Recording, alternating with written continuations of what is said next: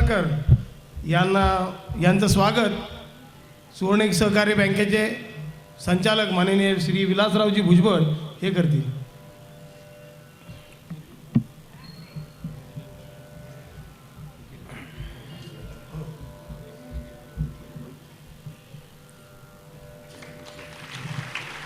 त्याचप्रमाणे गुरुमाऊली ज्ञानेश्वर महाराजांच्या ग्रंथाचं स्वागत श्री अमर कोदरे करतील.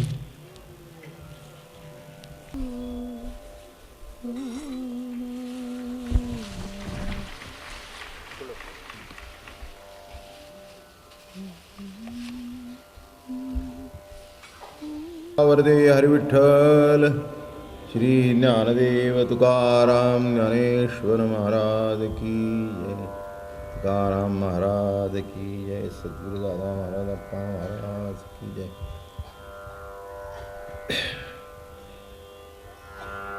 कृष्णमूर्ती होय गे कळो आली सोय गे.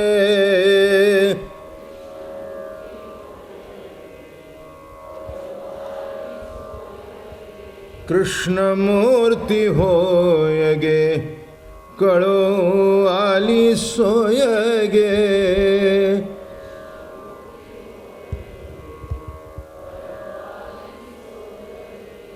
प्राणाचाही प्राण पाहता सुख सांगो काय गे. ती गोपी बाळा गे गोपी बाळा गे.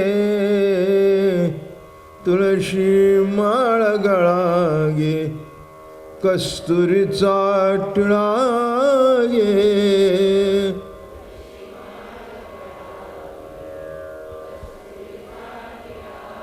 पितांबराची कास गे कसिली सावकाश गे.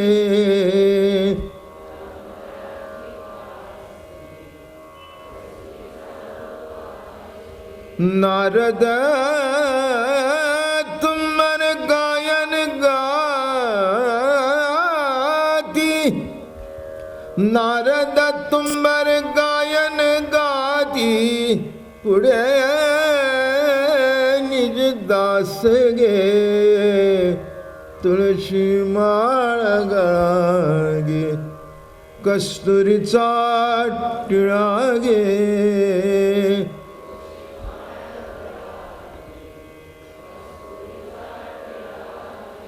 भक्त कृपेची माय गे ओळखो आली मिठाई गे.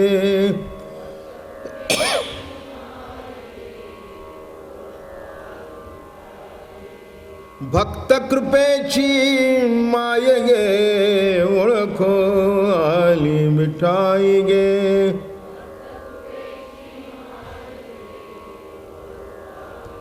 एका जनार्दनी विठ्ठल जोडी आले पाव गे.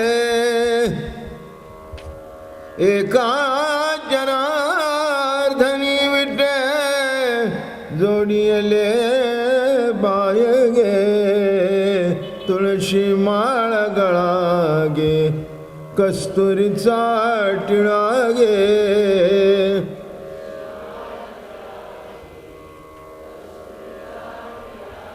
अर्धांगी रुक्मिणी विंजणे अर्धांगी रुक्मिणी विंजणे वारिती गोपी बाळा गे गोपी बाळा गे. तुळशी माळा गळा गे कस्तुरीचा टिळा गे.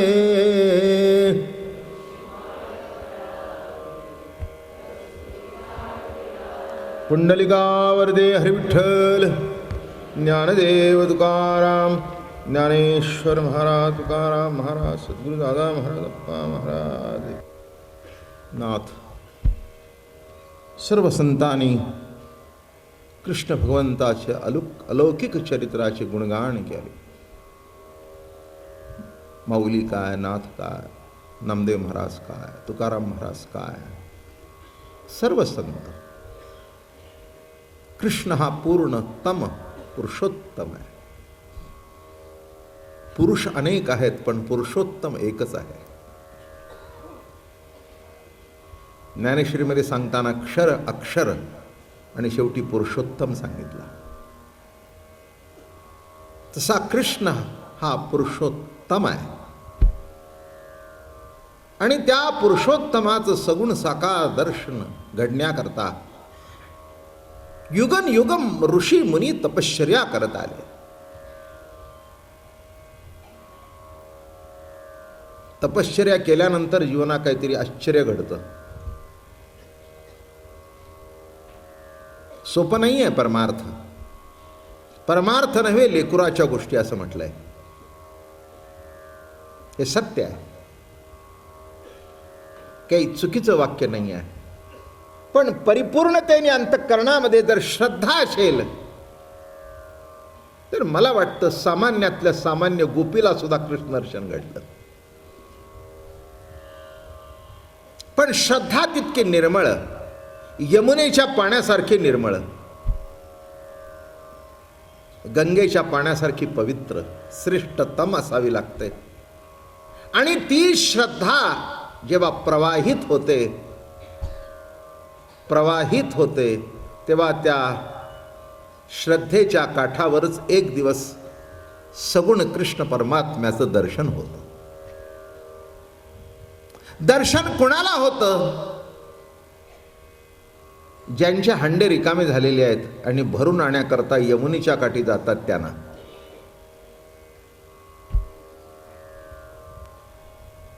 तुमचे जे हांडे तुमच्या विचारानेच पूर्वीपासून भरलेले असतील तर आमचे शब्द तरी काय राहणार आहेत, नाही का? म्हणून श्रवणाला येणाऱ्या माणसांनी आपली जरा भांडी रिकामी करून यावीत.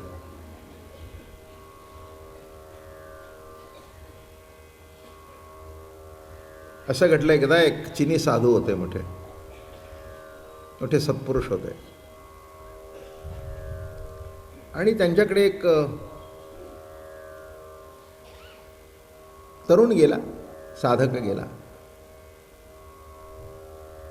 हा प्रश्न विचारतोय, तो प्रश्न विचारतोय, तो प्रश्न विचारतोय, तो प्रश्न विचारतोय. ते म्हणाले, महाराज जरा आमच्या प्रश्नाची उत्तर द्या. ते म्हणाले, बाबा मी आहे म्हातारा, जरा चहा कर, मला जरा मदत कर. त्यांनी चहा केला. तूही घे, मलाही दे. थांब म्हणाले, मी तुला चहा देतो. तू आता केलास, मी देतो तुला. अशी कप्पशी ठेवली आणि त्याने ओतायला सुरुवात केली. ओतायला सुरुवात केल्याबरोबर अर्धा कप झाला, पाऊण कप झाला, पूर्ण कप झाला. बशीमध्ये चहा सांडू लागला आणि शेवटी त्या टेबलावरून खाली सांडू लागला. तो म्हणला, महाराज महाराज महाराज महाराज. तो चहा सांडतोय. नाही म्हणले, तुझ्या प्रश्नाला उत्तर देतोय. तुझंच एवढं पूर्वी भरलेलं आहे, जे भरलेलं आहे ते खाली सांडतंय, माझं केव्हा शिरणार? तेव्हा तुझं जे भरलेलं आहे ते पहिलं रिकामं कर, म्हणजे मग माझं शिरायला जागा पडेल. तसं विद्वान होते, ज्ञानी होते, संन्यासी होते, ब्रह्मचारी होते, आत्मनिष्ठ होते, ब्रह्मनिष्ठ होते, पण गोपी नव्हते. गोपी शब्दाचा अर्थ मागे आपल्याला मी सांगितला. गो इंद्रियातून प्रभू प्रेमाचं रसपान जी करते, रसपीते. गोपी जी रसपीत असते ती गोपी. आणि अशा गोपींना गोकुळामध्ये कुणाचं दर्शन घडलं? निळोपार आपल्या गवळणीमध्ये म्हणाले, शुकादिकाची हृदयीचे ध्यान आम्हा जोडले हो न करिता साधन. सहजची पाचारिता येतसे धावोनी प्रेमे आलिंगिता निवेतनु मनो.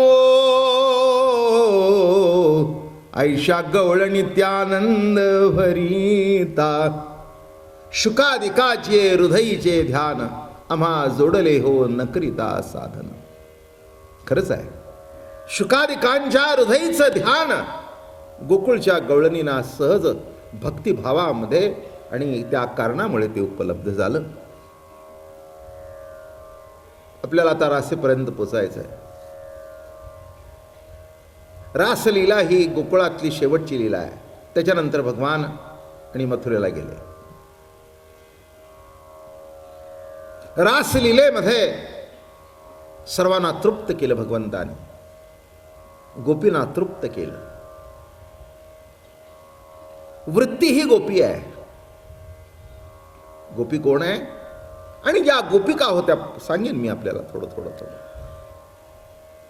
श्रुती स्मृती, मोठे मोठे ऋषी मुनी हे सगळे तिथे गोपी होऊन आले होते.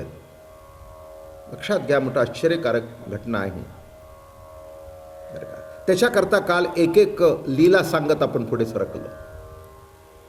काय काय जायला पाहिजे? अविद्येचा नाश, रजगुणाचा नाश. रजगुण नाहीसा झाल्यानंतर कन्हैया माखन चोरी करतो. एक लक्षात घ्या, हे मोठा गमतीदार विषय आहे. मन विषयाच्या मागे जातं. ते का जातं? कन्हैया त्याची चोरी करत नाही म्हणून. कन्हैयाने चोरी करण्याकरता ते मन तितकं त्याच्याशी एकरूप व्हावं लागतं. तेव्हा तो मन म्हणजे लोणी चोरतो तुमच्या, मन माखन. ते मन सुद्धा असं मृदू व्हावं लागतं, लोण्यासारखं. मन कसं व्हावं लागतं? भगवंताचं प्रेम अंतःकरणामध्ये प्रगट होण्याकरता, त्याच्याशी एकरूप होण्याकरता लोण्यासारखं नरम व्हावं लागतं. माखन चोरी केली. चित्त चोर म्हटलं त्याला, बरं का. तू आमचं मन चोरलंस म्हणजेच माखन चोरलं. म्हणून लक्षात घ्या, काही काही माणसं म्हणतात कृष्णाने लोणी चोरलं. अरे त्याच्या घरामध्ये काही खायला मिळत नव्हतं का तो चोरत होता? तो लीला परमात्मा आहे, लीला भगवान आहे, लीला अवतार आहे. जन्म जन्मांतरापासून ज्यांनी तपश्चर्या केली, याचे भेटी लागे वृत्ती उपवास, सेविली गंगेची तटाके उदास, त्याची सुकृतास याजी आली नेणो घोष हो. याची भेटी लागी वृत्ती उपवास, सेविली गंगेची तटाके उदास. जन्म जन्मांतरापासून कृष्ण परमात्म्याचं दर्शन घडावं म्हणून त्याची उपासना करत होते. आणि त्या उपासनेची फलश्रुती म्हणजे कृष्ण भगवंताचा अवतार. आणि म्हणून असं सांगतात, माखन चोरलं. नाही का? तुमचं हृदय सुद्धा मृदू मधुर व्हावं लागतं. देवाची पावलं उठण्याकरता, हे बघा, मार्बल जरी असला तरी पावलं उमटत नाहीत. जिथे मृदू मधुर हृदय असतं तिथे पावलं उमटतात. तुम्ही म्हणाल हा मार्बल आम्ही 200 रुपये स्क्वेअर फूटचा आहे. नाही नाही नाही उमटत, नाही उमटत, नाही उमटत. काय तसं तुम्ही म्हणाल मी इतका शिकलेलो आहे, तुम्ही म्हणाल 4 वेद शास्त्र मार्बल आहे, 18 पुराण ग्रनाईट आहे उत्तम, नाही पावलं उमटत. कारण कठीण आहे. हृदय कसं लागतं? मृदू मधुर. काय अंतःकरण कसं लागतं? मुलायम लागतं, मृदू मधुर लागतं. तसं कृष्ण भक्ती करून, उपासना करून गोपिकांचं अंतःकरण असं मृदू मधुर झालं होतं. आणि म्हणून त्याची चोरी केली. काय असतं हे मृदू मवाळ, हे जे मन आहे की नाही, त्याची चोरी करण्याकरता ते मडक्यात अडकलेलं आहे.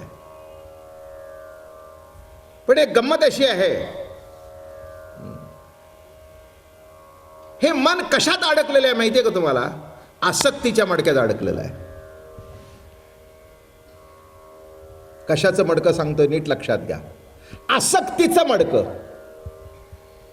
त्या आसक्तीच्या मडक्यात मन अडकल्या कारणाने ते लवकर पोचता येत नव्हतं. म्हणून देव म्हणले हात घालायचा नाही, याला काठी मारून फोडून टाका.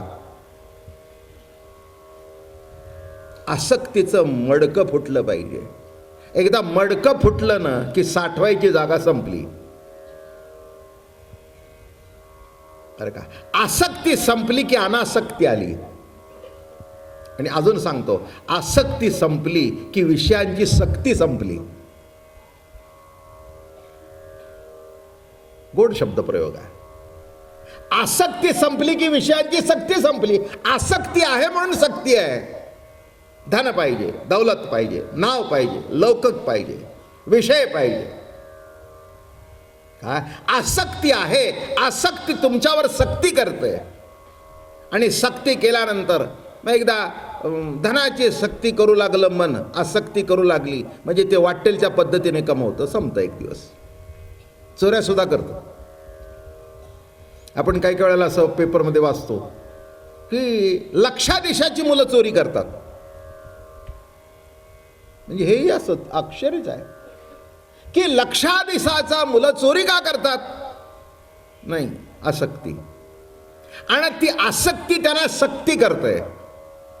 मग त्यांचं मन त्यांच्या ताब्यात राहत नाही आणि मग वाटेल ते करतात आणि एक दिवस नको ते घडून जातो. तसं इथे काय केलं भगवंतानी, आसक्तीचं मडकं फोडून टाकलं. संसाराची आसक्ती असू नये असं मी म्हणत नाही, पण जेवढी असायला पाहिजे तेवढी असली तर बरी. वाजवीपेक्षा जास्ती त्रास होतो. जेवणामध्ये शेवटी आपल्याला तूप वाढतात. अत्यंत उत्कृष्ट म्हणजे तूप, म्हणून शेवटी वाढायचं. मराठीमध्ये एक शब्द वापरला जातो, अन्नशुद्धी. तूप म्हणजे काय आहे? खेड्यामध्ये अपभ्रंश झालेला शब्द आहे अनसूट. अपभ्रंश काय झाला? अनसूट. म्हणजे अनसूट वाढलं का? म्हणजे एकदा अनसूट वाढलं की आता सूट. म्हणजे जेवायला आता मोकळा सुटला. हा ना. काय पण खरा शब्द त्याचा असा आहे अन्न शुद्धी. हां, अहो सुरुवात करा ना. आमच्या गुरुजींना विचार, ते म्हणतील अहो तूप वाढा ना. हा, तूप वाढा. तूप वाढलं की पार्वती मध्ये हर हर. पण तूप पाहिजे. अन्न शुद्धी आहे, पवित्र आहे. ते घातल्याशिवाय जमत. हां, तसं काही काही गोष्टीमध्ये नीट लक्षात ठेवा. आता जेवण एवढं पण तूप एवढं, एवढंच. जास्ती काही घालायचं नसतं, काही पेलाभर ओतायचं नाही. हां, भाताच्या मुदीबरोबर तुपाच्या गोळाची मूठ ठेवायची नसते, बिघडून जाईल. तसं मला म्हणायचं की एवढी आसक्ती नको, थोडी थोडी ठीक आहे, पण आपण इतकी आसक्त झालो की त्या संसारातून बाहेर पडायला वेळ नाही, यत्किंचित सवड नाही. हे काही मी तुम्हाला सांगायची गरज नाही आहे. आपण सगळे संसारिक आहोत, त्यामुळे आपला हा अनुभव आहे. त्यातल्या त्यात एक महिनाभर का होईना चमचाभर इकडे येत आहे रोज. काय म्हटलं मी? एक महिनाभर एक चमचाभर का होईना संसारातला बाजूला वेळ काढून, बायका स्वयंपाक वगैरे करून, पुरुष अगदी वेळ काढून बरोबर संध्याकाळी 5 मिनटं अगोदर का होईना, 10 मिनटं का हजर. म्हणजे त्याच्यातला भाग असा आहे, एवढा संसार असू दे पण एवढी तुपाची धार असली तरी तुमचं संपूर्ण जीवन पवित्र करील. अन्नशुद्धी आहे, अन्नशुद्धी आहे. म्हणून ही कृष्ण कथा कशी आहे, हे भागवत कसा आहे तर अन्नशुद्धी करणारी आहे. कृष्ण नामाने जीवन शुद्ध होतं, जीवन पवित्र होतं. नामे तरला नाही कोण, ऐसा द्यावा निवडून. जगद्गुरु तुकाराम महाराजांनी प्रश्न विचारला, अरे या जगामध्ये असा एक तरी काढा की ज्यांनी नाम घेतलं आणि तो तरला नाही. म्हणून या ठिकाणी कृष्ण चिंतन कृष्ण स्मरण करण्याकरता आपण येतो. आणि म्हणून म्हटलं मी की आसक्तीचं मडकं फुटल्यानंतर काय झालं असं आहे, संसाराची आसक्ती नष्ट झाल्याशिवाय प्रभू जीवाच्या हातात सापडत नाही. आपण एक एक पायरी पुढे चाललोय. जास्ती काय अगदी प्रत्येक डिटेलमध्ये सांगत नाही, पण पुढे पुढे सरकत जाऊ. म्हणजे 2 वर्ष जे ऐकलं, कारण आता शेवटी रासलेला आहे. काय काय सुटत गेलं म्हणजे काय काय भेटतं आणि काय काय सोडावं लागतं. अजून एक शब्द नीट वापरतो, सोडावं लागू नाही तर सुटावं. ज्याने सोडलंय तो केव्हा धरेल सांगता येत नाही, आणि ज्याचं सुटलंय त्याला धरण्याचा प्रश्न येत नाही. बरं का, ज्याची दारू सुटली ना तो पुन्हा पित नाही, पण बळजबरीने जर सोडली असेल ना तर हळूच. माझं बोलणं कळलं का? तसं आपोआप सुटावं लागतं. काही काही माणसं वैतागातून संसारातून बाहेर पडतात. एक सांगू का, बळजबरीने घडतो तो वैताग. काही काही माणसं बायकोचं जमत नाही, मग म्हणून तुम्ही बायको सोडली. जमतच नाही सोडली का?